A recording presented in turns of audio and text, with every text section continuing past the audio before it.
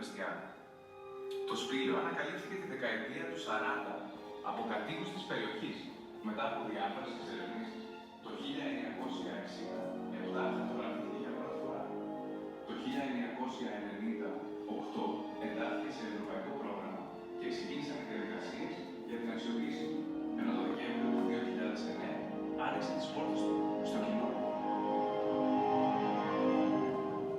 Η θερμοκρασία στο εσωτερικό του σπηλαίου είναι σταθερή καθ' όλη τη διάρκεια του έτους και κυμαίνεται από 16 έως 18 βαθμούς Κελσίου, ενώ η υγρασία φτάνει το 90 με 95%. Το σπήλαιο είναι ακόμα ενεργό και συνεχίζει να αναπτύσσεται. Το νερό της βροχής περνά μέσα από τα ανοίγματα του βουνού και μέσω των ασβεστολιθικών πετρωμάτων και χημικών διεργασιών δημιουργείται ο σταλακτήτης. Χρειάζονται περίπου 100 χρόνια για να δημιουργηθεί 1 εκατοστό σταλακτήτη. Το σπήλαιο χρονολογείται στα 6 εκατομμύρια χρόνια.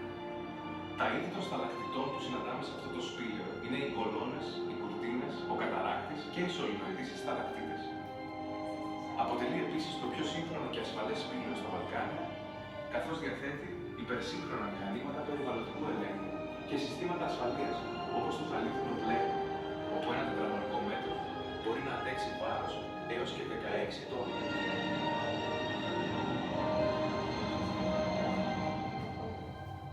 Στο εσωτερικό του σπηλαίου δεν βρέθηκαν ανοιχτή ανθρώπινης παρουσίας, παρά μόνο τα οστά μιας αρκούδας στο σπηλαίο, η οποία έζησε κατά την Χριστόφινο περίοδο, δηλαδή το 10.000 π.Χ. Εκτιμάται ότι ζήσει μισό τόνο, ενώ το ύψος της έφτανε τα 2,5 μέτρα. Οι ειδικοί πιστεύουν ότι το έμαθε για την ύπαρξη του σπηλαίου, το οποίο ήταν ένα χρυσορυχείο που φιλούσε ένας δράκος. Αποφάσισε λοιπόν να δώσει πλούτο και δόξα σε όποιον κατάφερε να εξοδώσει τον δράκο. Έτσι, βρέθηκε ένας διαβιβασμένος ο οποίος με το δρόμάκι μπροστά κατάφερε να τους σκεφτώσει. Στη συνέχεια, πήγαν στο σπήλαιο με αναμένους μισούς, αλλά προχωρώντας βαθύτερα και λόγω έλλειψης οξυγόνου, η πυρσή έσβησε. Αυτό θέλει 100 χρόνια να γίνει. Όποιος τολμήσει να πάρει έστω και μία χούφτα από τη λάσπη που πατάει, θα το μετανιώσει. Αλλά και εκείνος που δεν θα πάρει, πάλι θα το μετανιώσει. Κάποιοι τολμηροί πήραν μία χούφτα λάσπη και όταν βγήκαν στο φως της ημέρας, ανακάλυψαν ότι κρατούσαν υγρή χρυσόσκοπο. Έτσι, μετάνιωσαν που δεν πήραν περισσότερο, ενώ οι υπόλοιποι μετάνιωσαν ότι δεν πήραν καθόλου.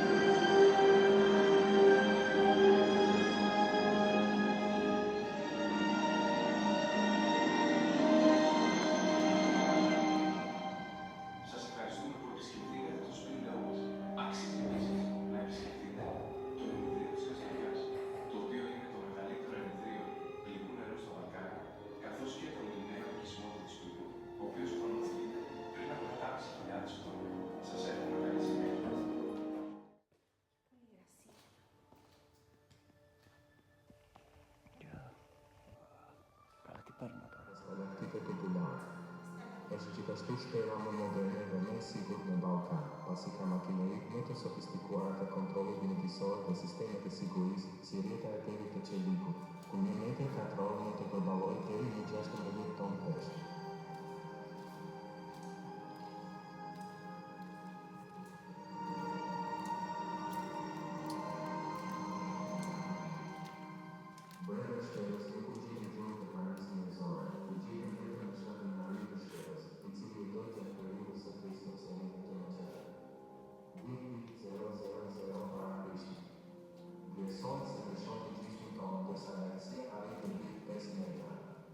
Experta pessoa científica e vinho para as estrelas, porque nós